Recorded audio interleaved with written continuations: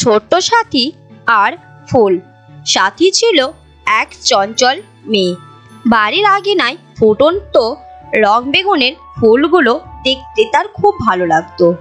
একদিন সে লাল নীল কয়েকটা ফুল তুলে নেয় ঘরে সাজানোর জন্য, কিন্তু ফুলগুলো কয়েক ঘন্টার মধ্যে মুড়িয়ে গেল। সাথী মায়ের কাছে কান্না করে বলল, মা, ফুলগুলো মরে গেল কেন? মা বললেন, সাথী, ফুলগুলো গাছের সাথে থাকতে ভালোবাসে। সেখানে মাটি থেকে খাদ্য পায়, সূর্যের আলো পায়, বাতাস পায়। সাথী একটু চিন্তা করে বলল, কিন্তু মা, তাহলে আমরা ফুল দেখতে পারবো না? মা বললেন, না, দেখতে পারিস কিন্তু তুলতে নেই। ফুলগুলো গাছের ওপরে সুন্দর লাগে, আমরা সেখানে গিয়ে দেখতে পারি, আর গাছের পরিচর্যা করলে ফুল আরো বেশি ফুটবে।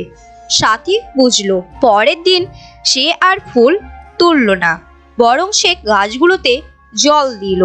কয়েকদিন পর সাথী দেখলো গাছে আরো বেশি ফুল ফুটেছে। সে খুব খুশি হলো, বন্ধুদের ডেকে এনে গল্প করলো। ফুল কেন তুলতে নেই আর গাছের পরিচর্যা করতে হয়? ফুল গাছের সাথে থাকতে ভালোবাসে।